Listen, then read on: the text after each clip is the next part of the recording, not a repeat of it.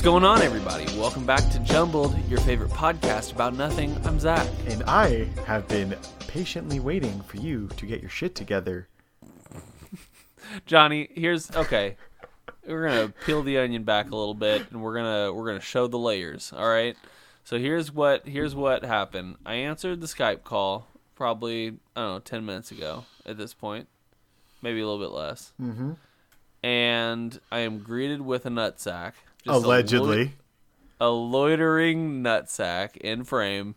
You know what? People can't see your little smirk, okay? There's but I see no it. Smirk. I saw your smirk, dude. I just saw it. And I also saw your nutsack. And that had been a long time coming, I feel like. Well, I feel like you've missed him, you know? So you got my love letter then?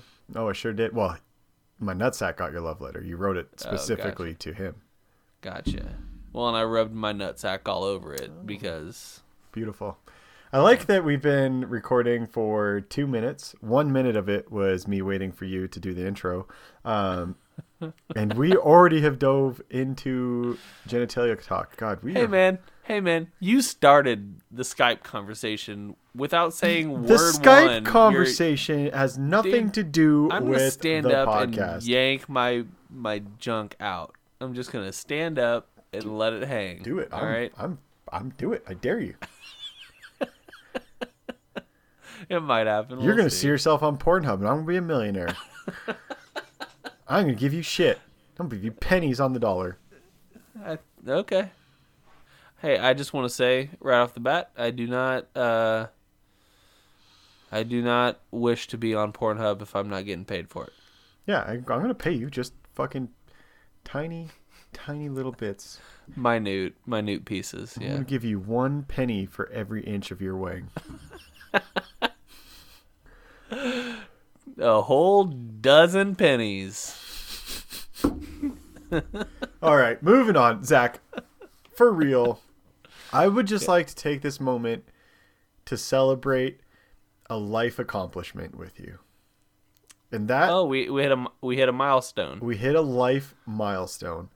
Okay. For the first time in my life that I can recollect, CTE, I have achieved my dream of having a computer with not 1, not 2, but 3 monitors. No shit. You got 3 monitors going right now? Oh my lord. It is beautiful. I'm not going to lie. My OCD is bothering me a little bit right now because they are 3 different monitors. One is an iMac monitor. One is a pretty nice Samsung monitor. And the other one is like a piece of shit HP monitor. It's a decent HP monitor.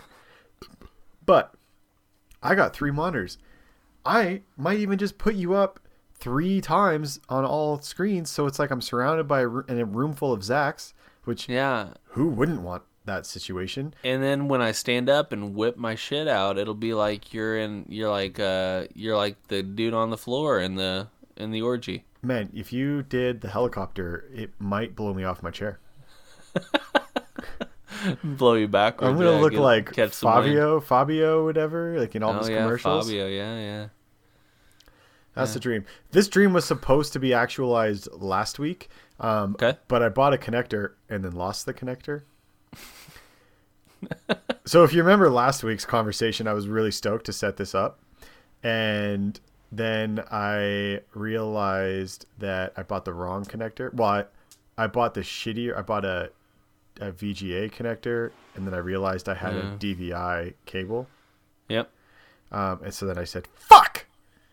Yeah, you got to go for the digital, man. And then I found the cable that I needed, but I lost the connector. So this week, after doing a fairly thorough investigation of where I could have put this connector, I said, fuck it, and I bought another connector. And then I did not lose it, and it worked, and it was beautiful. And then I had my next problem, which was the power cable for this monitor. And the one that I had was backwards. Yikes. It was a rough day, but hey, the dream has been actualized. I have you sitting front and center where you belong. Oh, thank you. To my right, I have my recording track, so I can constantly monitor it.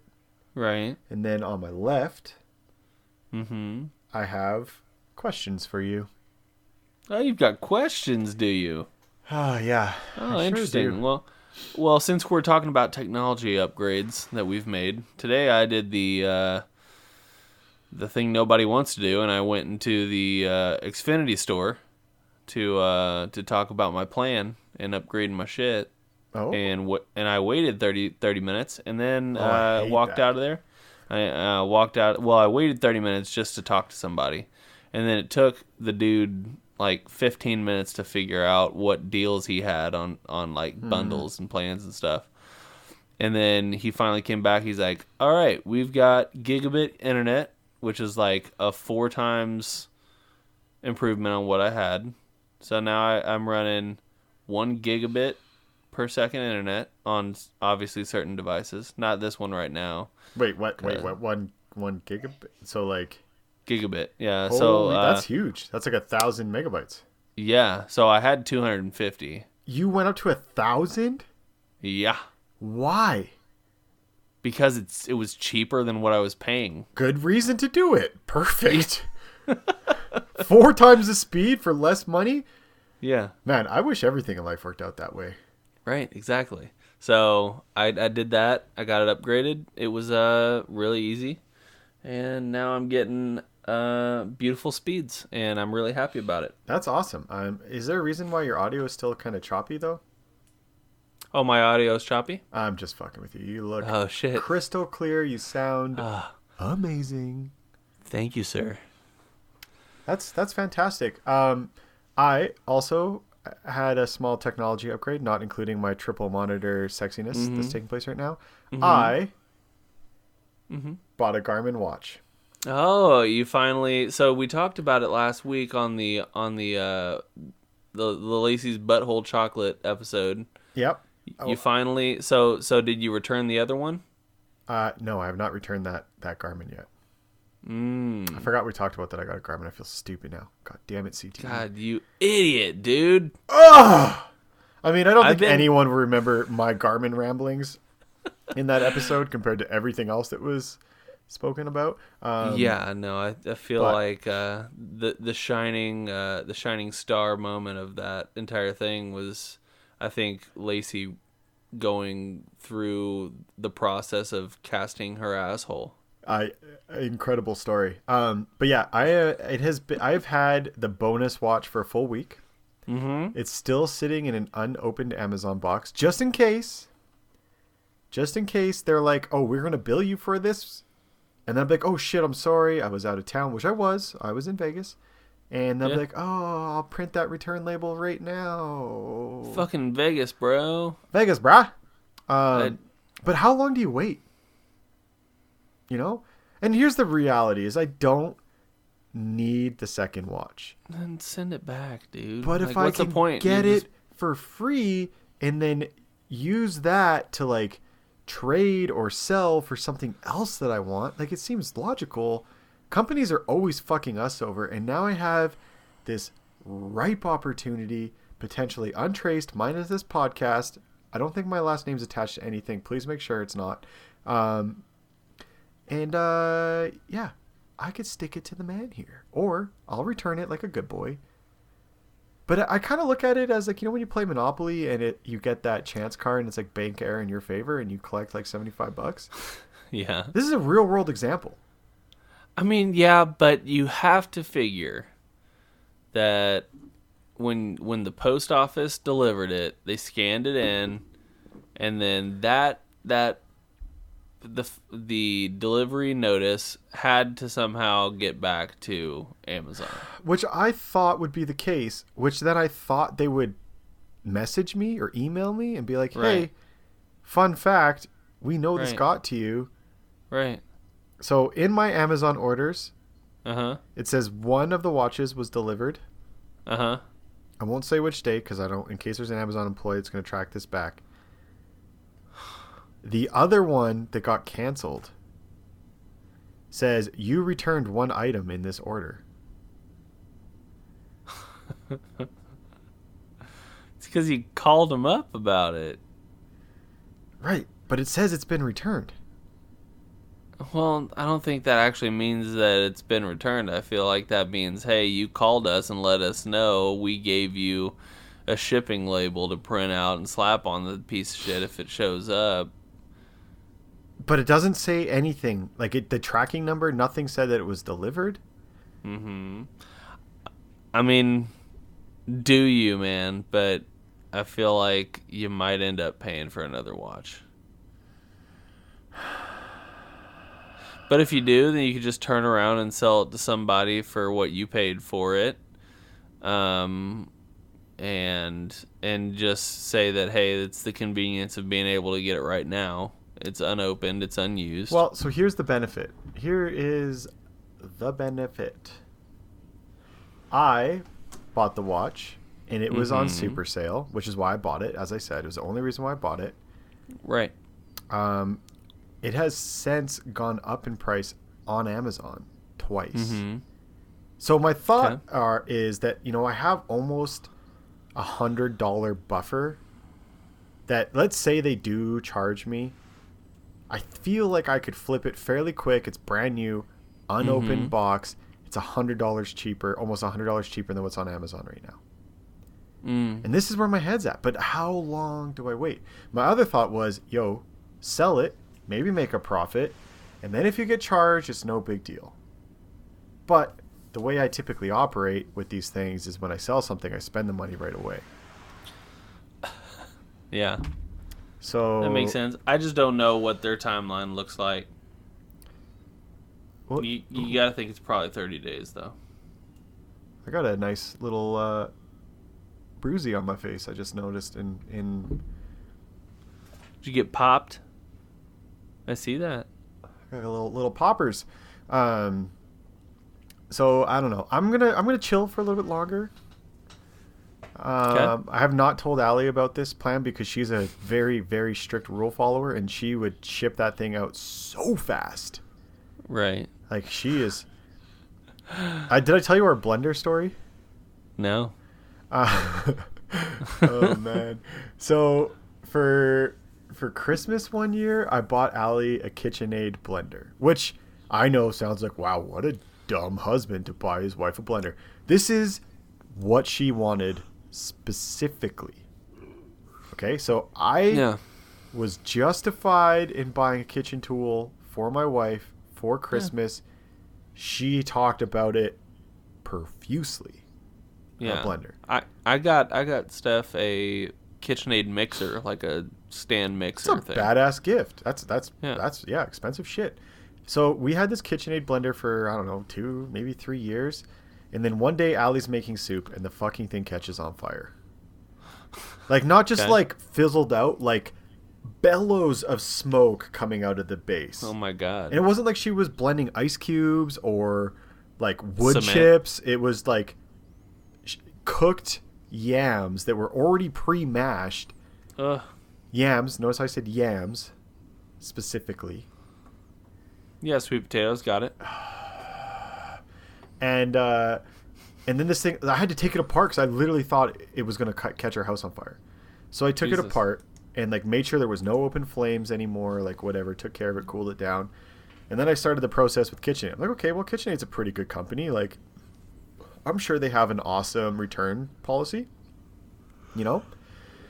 So I go through the rigmarole and customer support, and then I finally get to talk to someone. Well, I'm messaging someone. So you have to go through like the instant messenger for help. Right. And I'm trying to explain this scenario to this lady. I was like, this thing caught on fire. She's like, can you plug it in? I'm like, 1, I'm at work. 2, no. Why? Why would I do that? On fire. She's like, oh, well, sometimes they're known to smoke a little bit if they're working really hard, if you're overworking it. And I was like, lady, it was bellowing smoke. It wasn't like, ooh, there's like a little bit of little fogs coming out of the bottom. It was like poofing out. So then I was like, okay, let me fucking talk to someone. Like, I want to talk to someone on the phone, and that became a whole big deal. I had to give like this, that, and the other thing, and then some random dude calls me. Oh, I'm sorry, I'm boring you. I'm tired, dude. Oh man, let's just end it right now. No. Microcast, fucking leaning back in your squeaky ass chair. I'm sorry, Aaron. I'm sorry. So, Yawning. dude, so you're talking to this lady, and then what happened? She takes all my information, and then is like, my manager will call you. And I said, okay, great. Okay. So I wait a couple hours. Some punk calls me. Hello, can I speak to Mr. Oh shit, bleep that out. I'm gonna forget to do that. You know that, right? God Amazon's damn it! Coming for you, dude. No, bleep it out. God damn it. Z, you bleep it out. Okay. Let's see. 1640. So, anyways, so he calls me, and I could just tell by his voice like this was not going to go anywhere. Right. So I have to re-explain the scenario. What is the first thing he says? Can you plug it in for me? And I was like, one, I'm at work. I'm happy to call you back when I get home if you promise the KitchenAid will insure my house if it catches on fire and causes damage. He's like, oh, no, we can't do that. And I was like, okay, I'm not going to plug in this device that was actively on fire. Yeah. And he was like, okay, well, I don't think there's much I can do for you, and blah, blah, blah. And I was like, okay, great. I'm looking forward to tagging KitchenAid in every social media platform every day until I fucking die about how your shit caught on fire and you wouldn't recover it. And I was like, realistically, all I got to do is stop one customer. Right. Just one customer, and you have already lost money on me. And, you know, I'm not huge on social media by any means, but I have a decent following. But I am persistent. I will take out paid ads. I'm literally saying all this to him. I was like, I will pay $25 a goddamn month to spread this on Facebook, which you advertise on. Right. All because you won't like do anything. You don't have to replace the blender. Be like, oh, I'm sorry. Here's like a 50% off coupon. Right. I would have been happy. Right. So I get escalated and I go through this rant. And he was like, I'm sorry, sir. Like, if you're not willing to test it, I can't troubleshoot it for you. Bullshit. And then I can't prove that it's broken. I was like, it was on fire. Like, I'll send you pictures. You want pictures? And then finally I got frustrated. I said, yo, let me talk to your manager. And he said, I am the manager. And I went full Karen at this point and said, oh, are you the owner of KitchenAid? He said, no, of course not. I said, well, then you report to someone, and that's who I want to talk to. And then he like kind of delayed. And I was like, listen, man, I'm about ready to do this social media smear campaign. I don't even give a shit at this point. Now I want to do it because it's fun. I'm willing to invest like probably 3 times as much money as what I paid for this blender to fuck with you guys because you're being a jerk. So he finally is like, okay, I'll like, let me go see what I can do for you. And then some lady comes on, and this time I've been like on the phone / chatting for like an hour, like my entire lunch, which I rarely take lunch at work. And this was like one moment where I was like, hey, I'm going to take lunch. I'm going to do this quick call. It's going to be chill. And then I'm going to go hang out with like my colleagues. Right. And I'm just like pacing in my office, just fuming. So then this lady comes on and she's like super chill and like starts asking me again. I have to like confirm all my contact information. It's like, you just got transferred to me. I have given this information 4 times now. Like, can someone in your office not write it down and say, hey, this is who we're talking to? So not off to a good start. And then as she's like going through these troubleshooting questions, like, lady, listen, here's the situation. I've had 2 of your employees tell me to plug in a blender that was just on fire so they can troubleshoot it remotely. How are you going to troubleshoot a blender remotely? Right. You want me to FaceTime you? I was like, I don't understand. I was like, I get that it's a 2-year-old blender. Yeah. All I'm doing is letting you know that this is an issue. And then she was like super apologetic. She's like, it was actually on fire. And I was like, yes, like I wouldn't be calling you if it wasn't serious. Like, truthfully, my first thought was I should probably let them know because 1, I want like them to fix this or replace it. It's right. Like 2, if this is like a potential fire hazard and there's a lot of people who have these blenders, like they should probably do something about it. Right. So I go through this whole rigmarole with her, and then she's like, I'm so sorry. That's not how your call should have been handled. I apologize that it's taken this long. I'm going to send you one out right now. Confirms the model number.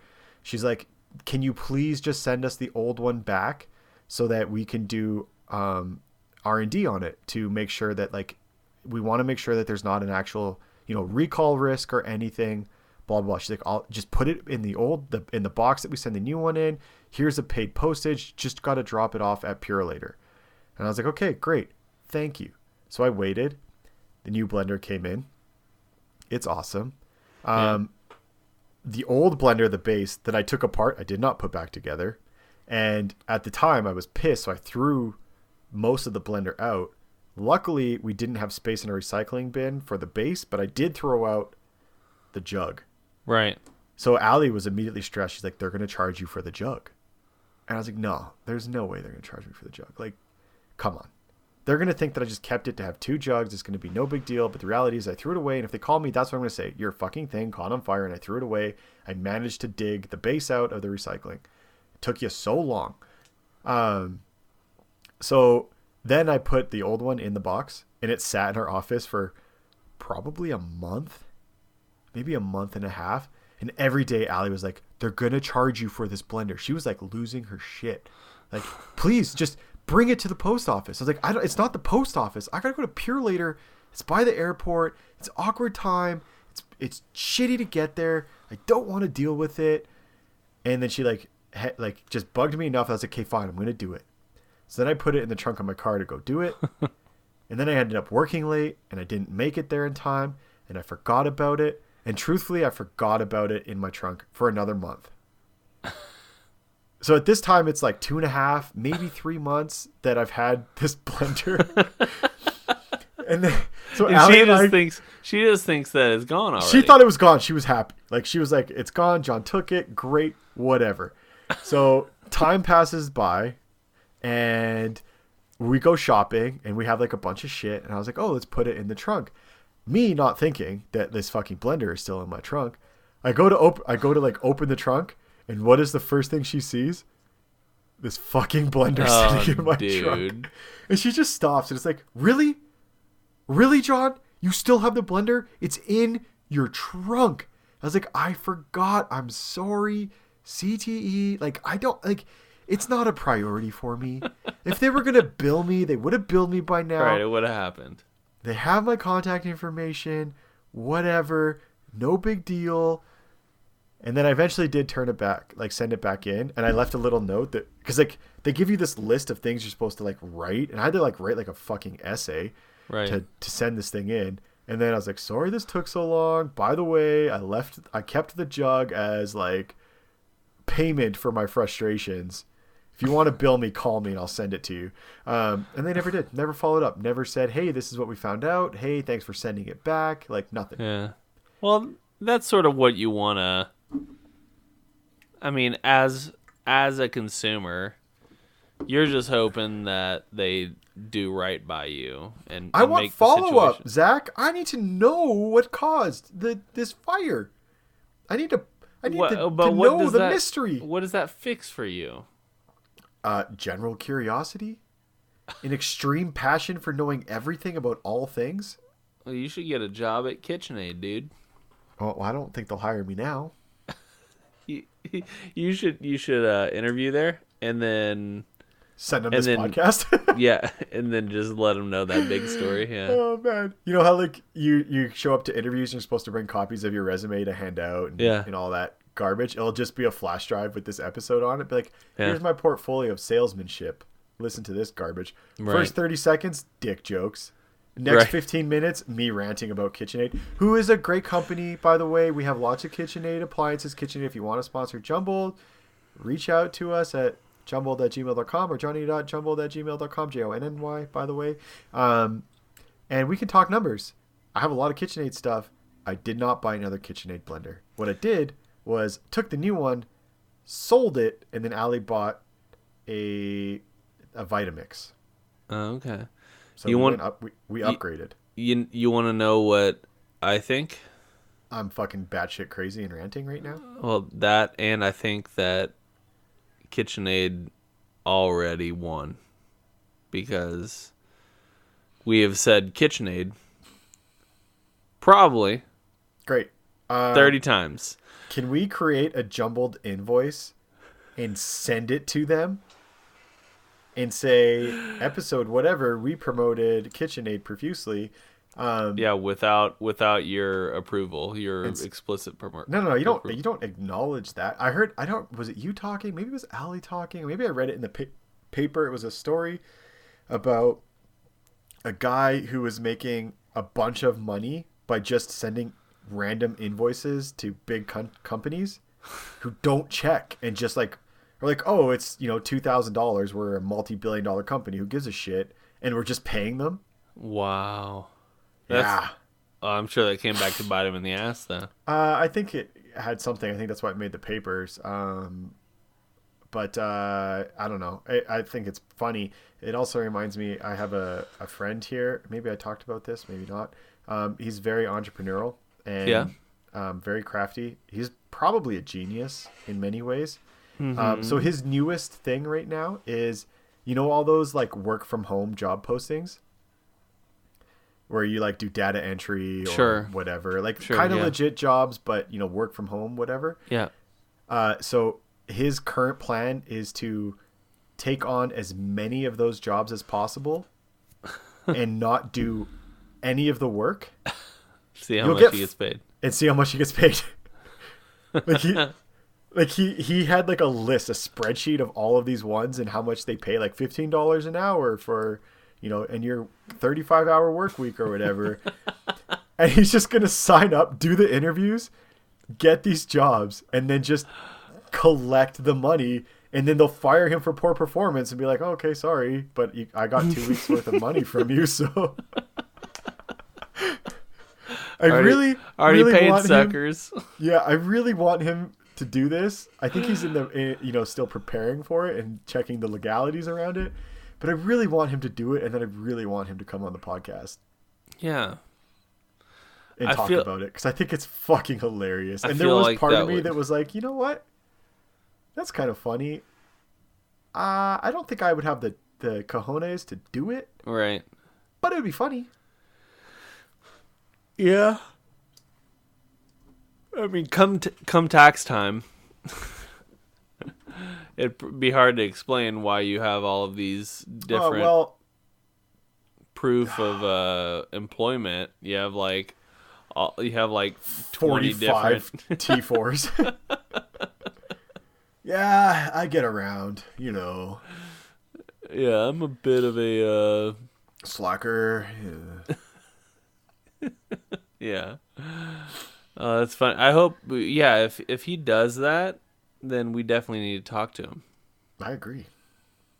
Let's get the word out there. This is something that you can do. We'll single-handedly take down Craigslist. I love Craigslist. God bless Craigslist. It's a great site. Anyways, I just went on a 30-minute rant, and I apologize. It's okay. I'm going to talk about one-ply toilet paper for the next 30, all right? I'm just kidding.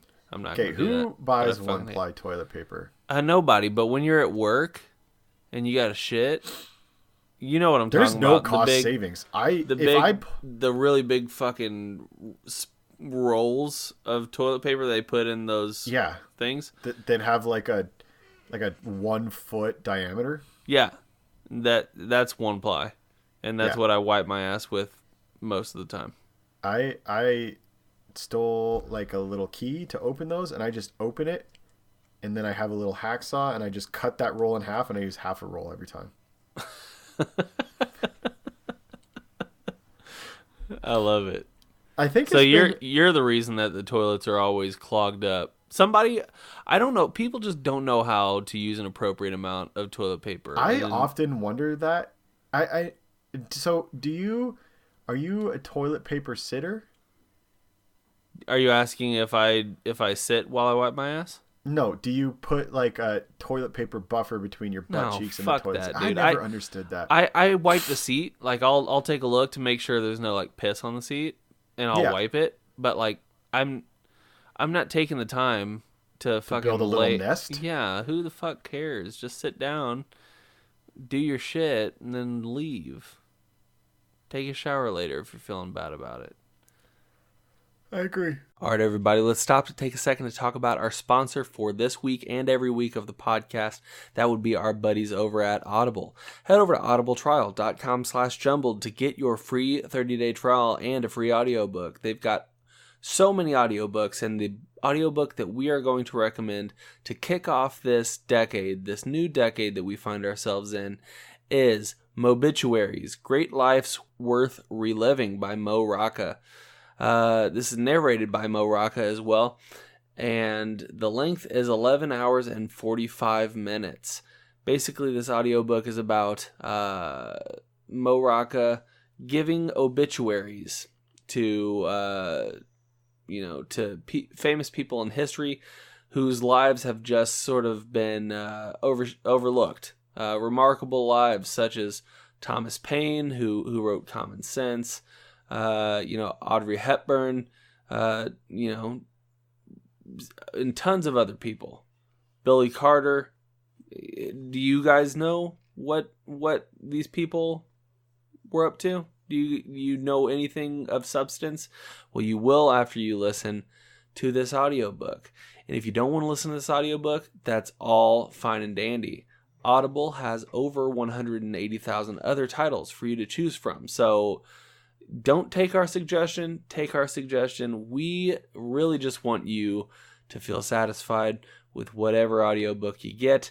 And believe me, you will find something that you like. So again, that is audibletrial.com/jumbled. One more time, audibletrial.com/jumbled. We appreciate you, Audible, and we appreciate you, my listener. And let's get back to the podcast. I never understood it. I mean, if it's horrific, let's be honest, wiping it with toilet paper isn't really making a difference. You're just spreading everything around. Right. That's true. Unless you're carrying Lysol wipes. I mean, you can always hover. It's a great leg exercise. Yeah. That's true. Or you just go straight to upper deckers. Yeah. Yeah. Unless it's if it's in a public restroom, a lot of times they don't have tanks. They just have a direct pipe connected to the wall. That's true. That's what sinks are for. You telling me you shit in the sinks? Desperate measures, baby. One time I saw a turd in a urinal. That's impressive. That's a jerk move. That's a very big dick move, dude. That's a bold move. Could you imagine just popping a squat? Like, I'm assuming this is like a multi-purpose bathroom. Like, there's multiple urinals. Because sometimes you go to a restaurant and it's a single room and you can lock it and you have a choice between a toilet or a urinal. Yes. Doing that, like taking a dump in a urinal in that situation is very cowardly. Right.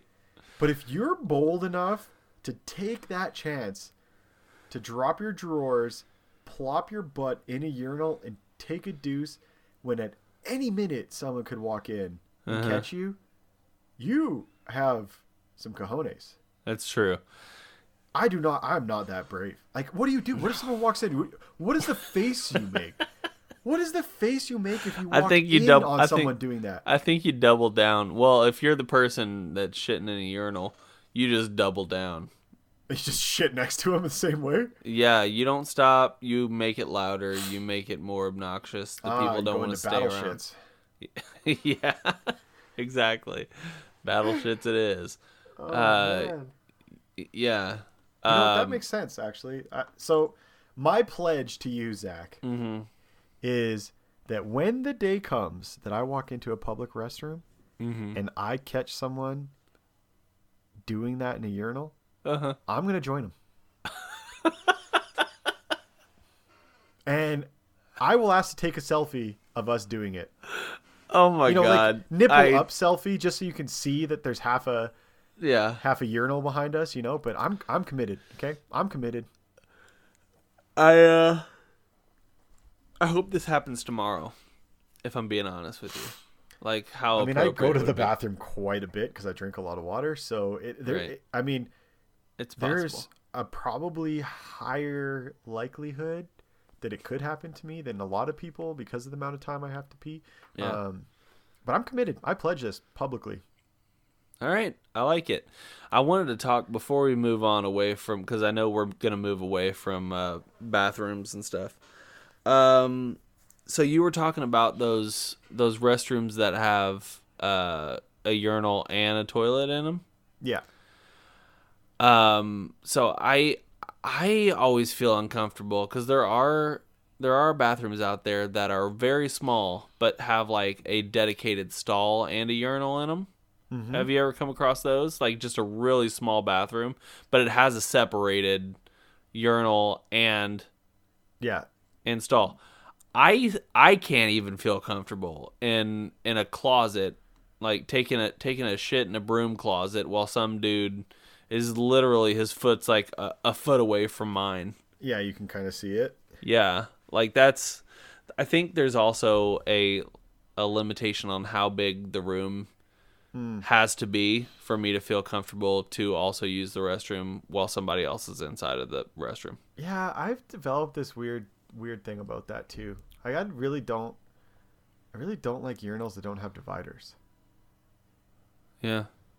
Which I don't like, which is weird because I don't mind peeing outside and I don't care if other people are there. But there's just something about like improperly spaced urinals. Like I want there to be space because I'm a wider guy. I don't want to feel someone's shoulder next to my shoulder while we're peeing. Yeah, you don't want. I hate, like, I kind of take a little bit of a wider stance. I maybe man spread a little bit. I'm a man. I'm peeing. I'm like, balls got to breathe. And there's nothing worse than like getting comfortable and peeing, and then you're in like a 2 urinal scenario, and then some guy comes up and you're like, oh, I got to do this awkward like dick out shuffle, trying not to pee everywhere. Or we're gonna play footsies while we're peeing. But you know, sometimes I think about it. I maybe prefer if we didn't have urinals. Yeah, I think I'd be okay with just a bunch of stalls, mostly because I also like to sit down when I pee. Well, they say that vacates your bladder more. Oh, really? So there's some okay, good, because I get a lot of flack for that from some friends who are like, oh, you sit down? Like, yeah, it's comfortable, and there's no splashing, no splattering, right. No... I mean, and they're like, oh, is your aim that bad? It's like, listen, I am 6'3". I'm a long ways away from that water, and I drink 4 liters of water a day. It's coming with some force, okay? Yeah.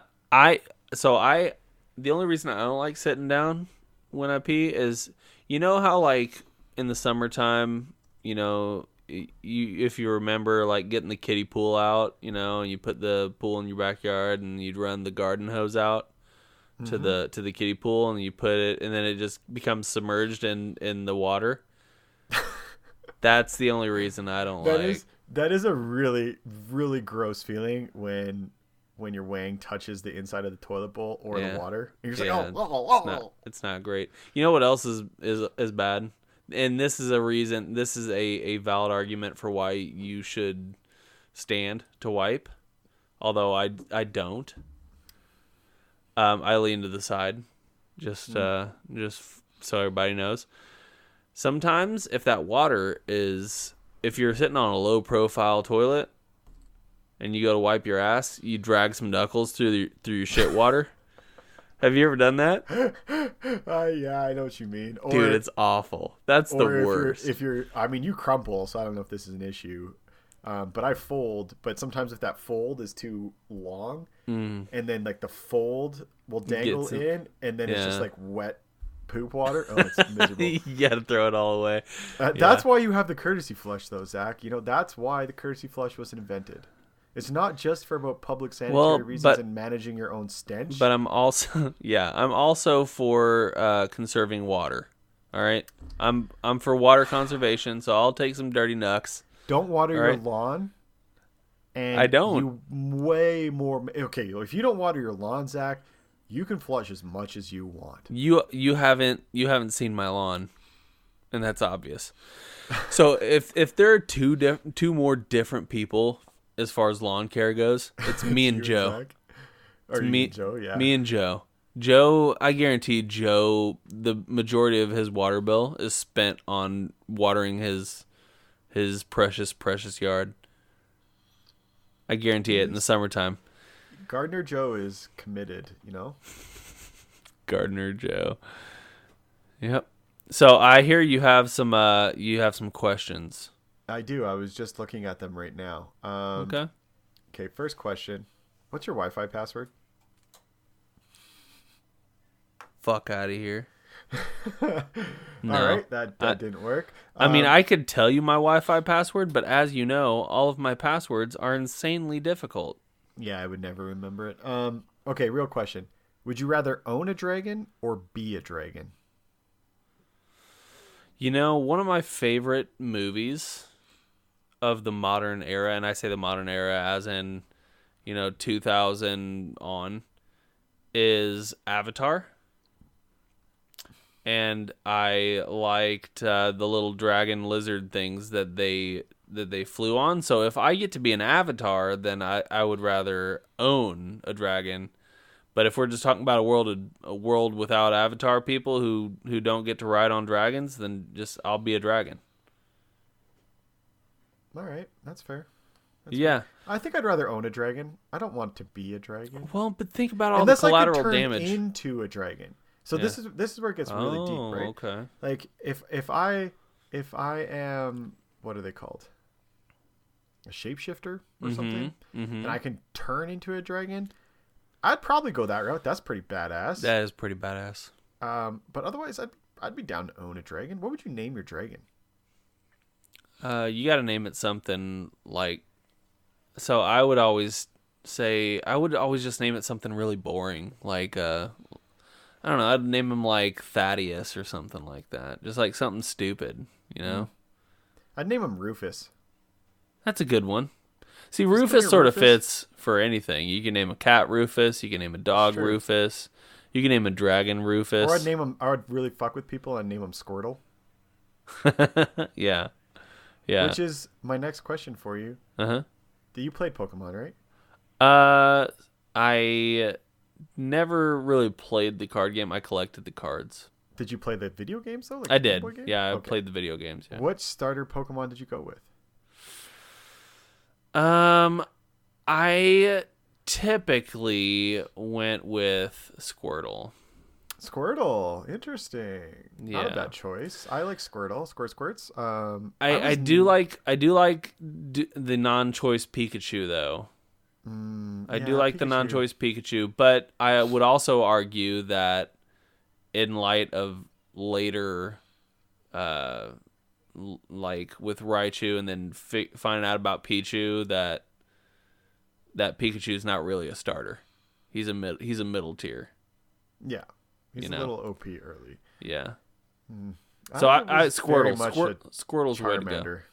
Charmander or Squirtle.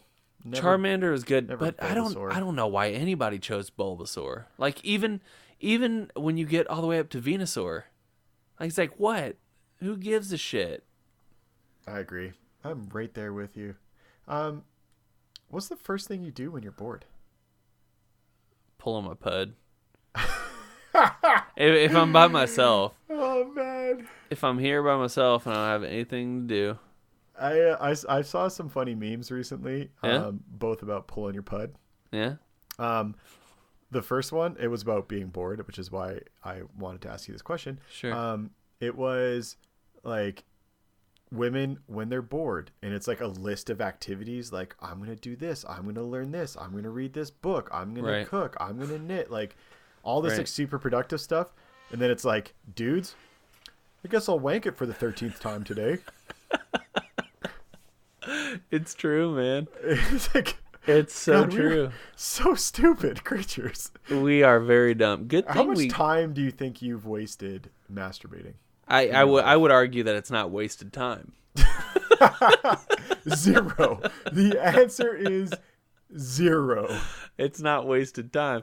I've wasted a lot of tissues. I've wasted a lot of lotion, and I've wasted a lot of ink for printers, but I've not printers. Yeah, when I was a kid, man. I think I've talked about it. I had a drop ceiling in my house, in my room, And so I know that my parents had to have known that I was doing something because as you know, ink for a printer is not cheap. Like it's especially the most back in those days. Yeah, it's the most expensive part of a printer. And so we had a color printer, and it was back in the days where you had your 56K AOL. It would take fucking 5 minutes to load up a high resolution image. Then I would save it. Then I would print it, and then I would hide it in my ceiling. So I had all this material that I would use that ended up being stuck together. Sticky pages. Yeah. Yeah, it ended up being stuck together. So point being, if you're going to go through that process, you might as well go the whole 9 yards and laminate your shit so you can wipe it. That's the whole point I'm trying to make. All right. Oh man. So I liked this meme on Instagram. Okay. Which I think started me down a weird Instagram algorithm, because like the next meme on the stuff you might like was talking about masturbation again, and it was like women, and it was like bath, candlelight, lotions, like music, all this other thing, and it was like, dude, looking for a spare sock. It could be just like a fucking gross, dingy. It doesn't matter, dude. Yeah. Oh man, we are dumb fucking creatures. Yeah, it's it's fun though. Like that's the fun about it. We're just lucky to have women around us. We to sure help are. Set us straight. Thank you, women. Thank you, all of our female listeners. Man, I wish Lacey was on for these questions, because maybe I don't want to know. Actually, that might go down some holes I'm not ready for yet. Okay, real question. Yeah. If you had the option to never have to sleep again or never have to eat again, which would you choose and why? I would choose... Well, okay, so here's the thing that I'm wondering about. If I never have to sleep, does that mean that I can't sleep?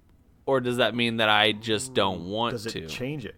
So the way I interpret it was the half. So if you never have to sleep, it doesn't say you can never sleep again or you can't sleep. It just says you don't have to sleep. Okay. I feel like it would be easier not to sleep, but because there's a lot of stuff that goes into food that like chemicals and like sugars and fats and stuff like that trick your brain chemically to say, hey, we need to fucking eat this shit because we need it. It's an addiction. So I feel like even if you didn't have to eat, you would still end up eating if you had poor diet. It's true. Because you would be compelled to do so. That's a good point. I had an honest, I'm still sorting it out for myself. So I read it, the easy, simplest interpretation was you don't have to sleep, you won't be able to fall asleep. You don't have to eat, and you won't be able to eat. Okay. So I'm still torn, because on one hand, I don't sleep that much anyways, so I like the idea of, one, I won't be tired anymore. Mm-hmm. Two, that's so much free time. Right. But then on the other hand, I really, really have an unhealthy relationship with food. Mm-hmm. So I'm like, well, if I never had to eat and I got all my base nutrition, I mean, that'd be pretty sweet to never have to deal with that shit again. But then I'm like, well, if you have an extra, say on average 6 hours of night of sleep, like that you would normally be sleeping, right, you could dedicate that to a lot of cool things like working out. So you could potentially eat more or continue to eat less good, but still see progress. Right. And I think I'd rather have time, because that is the most valuable resource. Yeah. I agree. Yeah, you still have the time. You're just not conscious for it. But it is a very interesting philosophical conversation. You'd save tons of time. I mean, you'd save time having to eat in the morning, in the middle of the day, and at night. As well as the amount of time that you would save from not having to sleep, which I don't feel like I'm doing enough of nowadays, because I'm always fucking tired. But yeah, I don't know. But on the other hand, I love food so much, Yeah, I do love food, as we've noticed. I did successfully gain 14 pounds in 3 days in Vegas, so it's pretty impressive. It is impressive. Um, yeah, it was worth it, sort of. What? So let's talk just really quickly about what all you did in Vegas. Not overly that exciting for Vegas, to be Just honest. a work trip, right? No. I went to go train. Oh, okay. At a gym with a world class instructor. Awesome. And I went with a buddy from the gym, which was pretty cool. He's 10 years my senior. Pretty sweet guy, very young at heart. And we've hung out and we talk quite a bit. We have a lot of similar interests, and we've like hung out like after the gym or like team events or whatever. Right. But we both kind of had this moment where, you know, we got off the plane in Vegas, and he has a condo in Vegas, so it was pretty beneficial. And we were in the Uber on the way to his condo, and I kind of looked at him and laughed, and he's like, "What?" And I was like, "Just trying to figure out when you're going to steal my kidneys." And he just laughed. That's funny. No, it was really good. We are very similar. We got along great. Like no issues at all, and we had an awesome time. But we spent a lot of time training. We talked about going to the McGregor fight, but it was too expensive. And then was that at Caesar's Palace? No, it was. They have their own arena there. I can't remember what it's called. T-Mobile Arena, maybe, or something. I don't know. Okay. Which in hindsight, I'm glad we didn't go because it wasn't a super exciting card. And the McGregor fight was cool, but it was really short. Very quick. Tickets were $400 US. Even when we were trying to check scalpers and like Craigslist, and even last minute, like, just wasn't worth it. So I feel bad for the people that shelled out a bunch of money to watch McGregor just shoulder someone to death in 40 seconds. Which we can definitely get into that, chat. I don't know a whole lot about it. I just know that it was very, very quick. Yeah, McGregor had a very interesting plan to deal with the height difference, and he executed a plan that the most UFC wins. Cowboy has the most UFC wins in history. Right. He's been a top 10 fighter for a decade. That's because he fights a lot, though, right? His like slogan is anyone, anytime, anywhere. And a lot of tough guys say that, but a lot of tough guys dodge fights. Right. Cowboy has never dodged a fight. Any fight that Dana calls, says, yo, like this person got hurt, can you take this fight on short notice? He does it. He does not care. He is not afraid to lose, and I love him and respect him for that.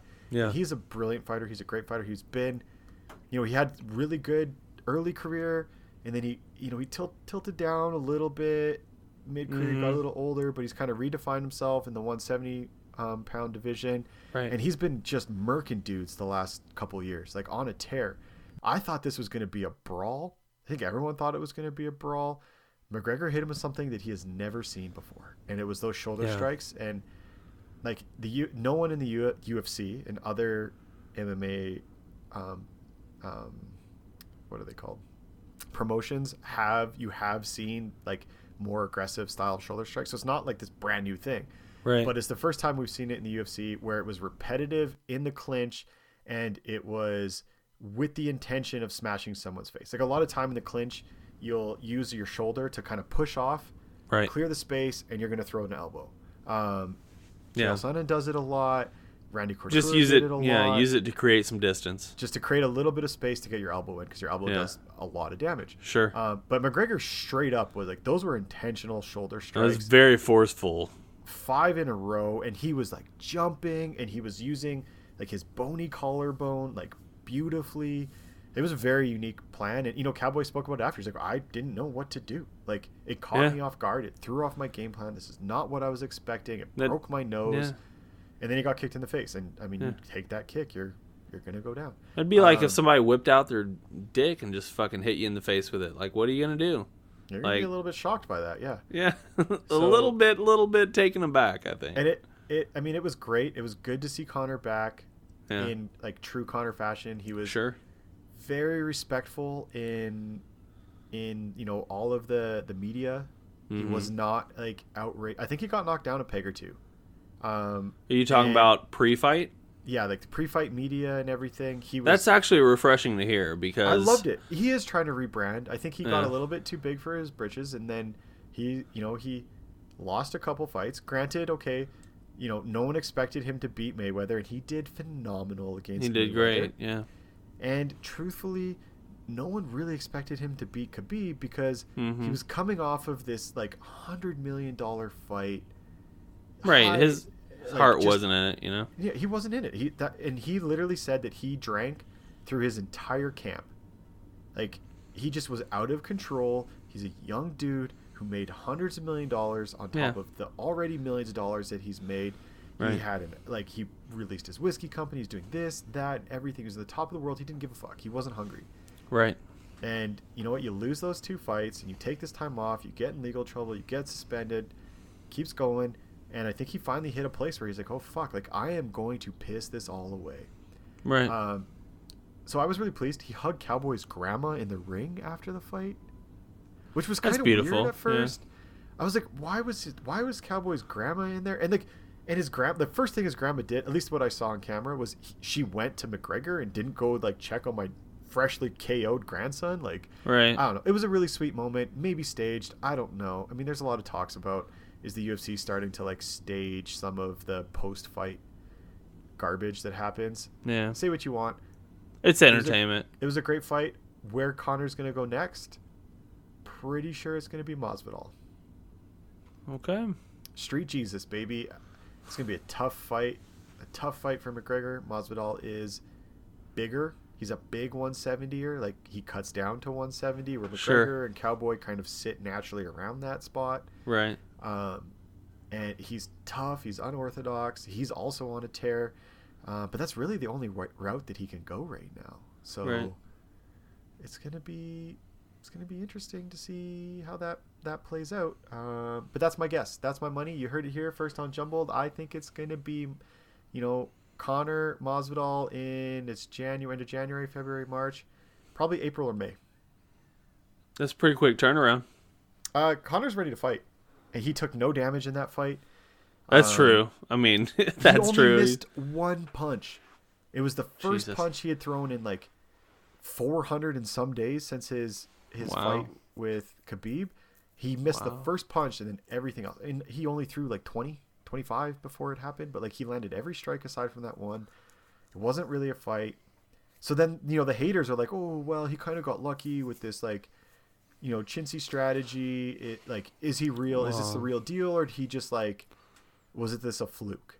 But it appeared, I mean, winning is winning, right? Well, and that's at the end of the day, that's what you say, right? Like, winning is winning. He knocked Cowboy out, who is a tough as nails fighter. Right. He's gonna move on. I think it's gonna be Masvidal.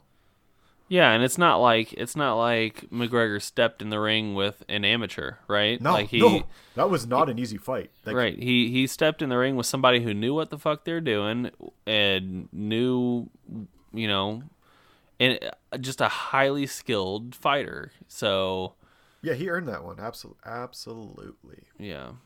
So yeah, other than we watched the fights on TV, but we trained at a gym and had a really good training session, learned some cool new series, some little tricks that I brought to the gym today. And despite my bruised face, I won today very well. Good job. But no, it was fun. It was a good trip.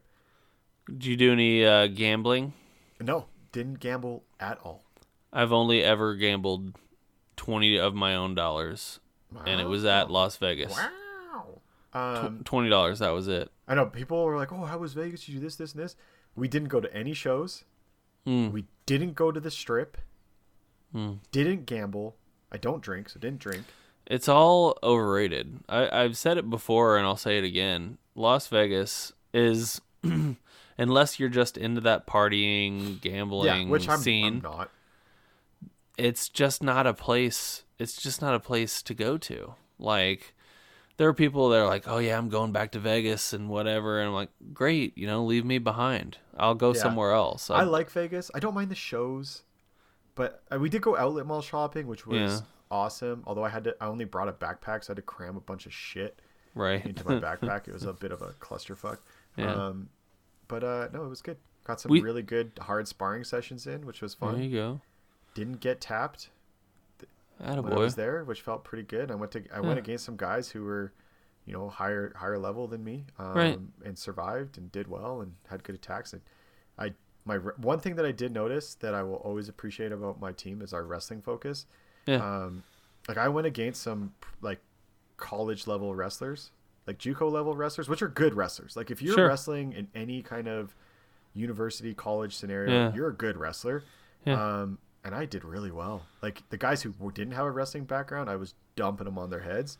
And then the guys that did have a wrestling background, really good exchanges back and forth where like they even commented like that was not expecting, this level of wrestling from some like Canadian lumberjack. So, I did have a moment where I landed a pretty solid takedown at the beginning of the sparring rounds, and it made a pretty loud noise, and I felt like an asshole because you're visiting a gym, and like I don't really know like anyone's skill level, and the guy had been training for a couple of years, so he's fairly aware of jiu-jitsu and whatnot. Right. And I just landed a really nice double leg and dumped him, and he made the biggest smack noise when he landed on the mat, and like everyone stops and like looks, and I was like, fuck, I'm now that guy. Like I really wanted to fly under the radar because I was tired. Like we did a private session, and then we went into a leg lock class, and then we went into the sparring class, so we were there for quite some time. I was fairly tired. But all eyes were on you, huh? And then it was just like, who is this fucking guy just dumping people? And then, I did that round, and I rolled around with that guy. And the guy was super chill. Like, I landed on him, and I was like, dude, I'm so sorry. I did not mean to, like, get that much penetration. And he was just like, that was awesome. Can you show me what you did? And so he was, like, really awesome. Cool, and it was awesome. But then after that, like, I did that round. And I was like, okay, I'm going to take a quick rest. And then, like, I sat down, and someone else comes up. It's like, you want to roll? I was like, fuck, here we go. And then I roll with that guy, and then I'm like, okay, I'm going to sit down. Then immediately, next guy, you want to roll? I was like, God damn it. Yeah, I guess. It's like I just want to breathe. So no, it was a really good trip. Though I did have a very, very frustrating Uber experience. Ooh, tell me about it. I think this is going to be how we end off here. Yes, I'm sorry, I'm yammering. No, you're fine. So we flew carry-on, thank God. We scheduled an Uber. Uber driver shows up 20 minutes late. It's already pressing us because we kind of like did the math of like, okay, we're going to plan this minute to minute so we can just like maximize our hangout time, whatever. Like we're doing some shit, packing bags, cleaning, showering, whatever. Right. And so Uber driver shows up 20 minutes late. Like, okay, we kind of had a 20-minute buffer. Like, we're good. Right? Yeah, we're good. And then he misses the fucking exit for the airport. So we have to go 2 more miles down the highway, turns around on the next ramp, fucking accident. So now we're stuck in traffic, and Carrie and I are staring at our phones and like looking like at the clock and like, what's our potential ETA? It's like, God damn it, Carrie, we're like, this is cutting it close now, man. So we get through the traffic, and he's like, which terminal, you guys? We're like, Terminal 3. We're flying international. He's like, which airline? We're like, WestJet. Terminal 3. He's like, no, that's Terminal 1. I'll take you there. And I was like, okay, like, he's an Uber driver. He goes to the airport all the time. I could have misread, could have made a mistake. No big deal. So we go to Terminal 1, and the Las Vegas airport, there's this like long bend, and it splits to 2 like paired roads. Right. Well, if you stay left, it takes you to parking. Right. If you stay right, it takes you to departures. Right. He's in the departure lane, and then last minute is like, oh no, I need the other lane. Cuts across, like, you know how there's like the triangle leading into the barrier where it's like a triangle line in like white stripes where it's like, don't drive in this. Right. Cuts across that, barely misses the like the wedge concrete barrier. Right. Yeah. And then realizes that it's parking, and he's like, oh, I took you to parking. I'm sorry. And then he pulls into the parking. It's like, I'll just let you guys out here. It's like, you were late. You missed your turn. We hit traffic. Yeah. You took us to the wrong terminal, and then you took us like a mile away to parking. Oh my God. So we like get out. I'm glad we were wearing backpacks. We like put our backpacks on. We're like sprinting through the airport, get into the terminal. We don't know if we're in Terminal 1 or Terminal 3 or what. Trying to find our gate. Realize our gate is not in our terminal. Ask a lady, and she's like, oh, yeah.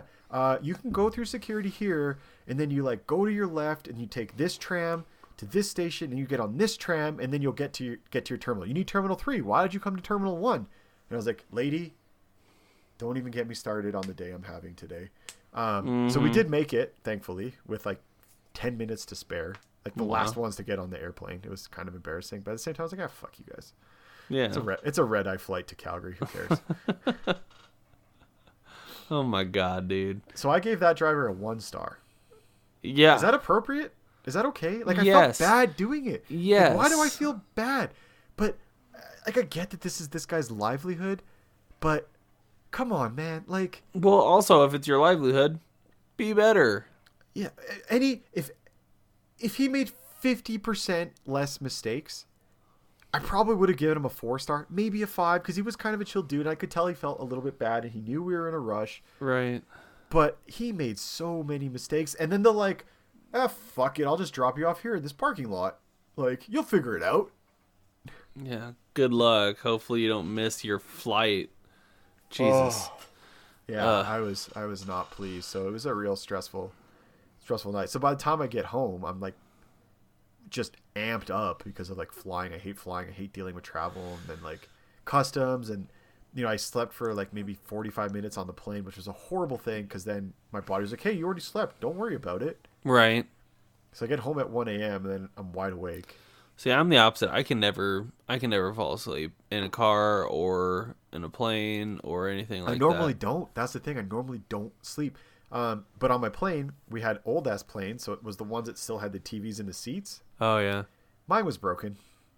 Of course, yeah. Of course. And I only have one movie on my phone, and it's 300, which is the movie I always end up watching because I leave it on my phone. Right. When I take an airplane ride and my TV's broken, which happens an alarming amount. Yeah. I was just like, come on, man. I will pay for Wi-Fi right now. Whose dick do I got to suck to get like a new seat? I don't want to fall asleep, but it was dark because it was overnight and no TV, didn't have a book. Yeah. It was overall. What else are you going to do? Well, you could have jerked off. just a casual under my winter jacket like pull just sounds like that's way too aggressive. You need to master like the slow jerk, man. Oh, don't worry, I know all about the slow jerk. I know you have. Anyways, not gonna get into that route again. Wrap this shit show up. My voice is tired. Zach, you just start pulling your weight in these episodes. God damn. Shit, dude. I thought I was doing a pretty decent job, but fuck me, man. I don't know. Anyway, hope you guys enjoyed this episode. You know what, Johnny? I love you, dude. I love you too, bud. Thanks for letting me rant for an hour and 10 minutes. Yeah, fuck KitchenAid, dude. After watching me set up a monitor for 20 minutes. Yeah. As I ran around just saying, fuck! I was literally talking about that in our pre-recording recording. No, that was fun. Hope you guys enjoyed it too. If you could, please share the podcast with anybody and everybody you come across in your day-to-day lives. That'd be great. Also, head over and give us a 5-star rating and review on iTunes. Excuse me, burped. That was pretty rude. Follow us on all social media at Jumbled Podcast. Email any questions, advice, concerns, whatever to jumbledpodcast@gmail.com or johnny.jumbled@gmail.com. Again, pick up those dick pics in Johnny's inbox. It's the life source for this podcast, and we sort of count on you guys. So, also want to give a big thanks to our sponsor, Audible. Head over to audibletrial.com/jumbled and get that free 30-day trial and a free audiobook. And also, if you could, head over to patreon.com/jumbled, pay $500 and get us an address. And I'm going to say that until I'm blue in the face. Yep, you sure are. You forgot about our other new sponsor, Lacey's ButtholeChocolates.com. Lacey's ButtholeChocolates.com, selling only the most decadent treats from below the belt. You heard it first. That's Lacey's ButtholeChocolates.com. We really need to put something up. You saw. I know you registered. I saw that you registered it. No, so I did not register it. Oh, I thought you did. No, I just searched it. It's available. Dude, buy it.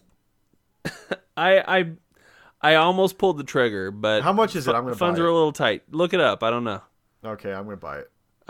All right, I'm gonna start posting. Well, this is perfect. I love everything about this. All right, and I think that's gonna do it.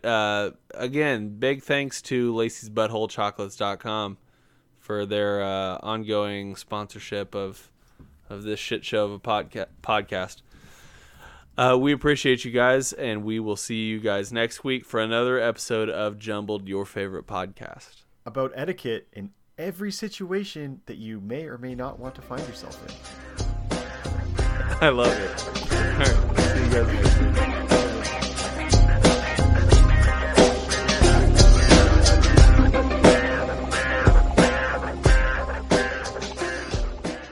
Hold on. What's going on? What? Hold on. You son of a bitch. I gotta use my prayer shawl to wipe my nose. Oh, that was a horrible idea. There's so many fuzzes everywhere. Is that how you say plural fuzz? Fuzzes?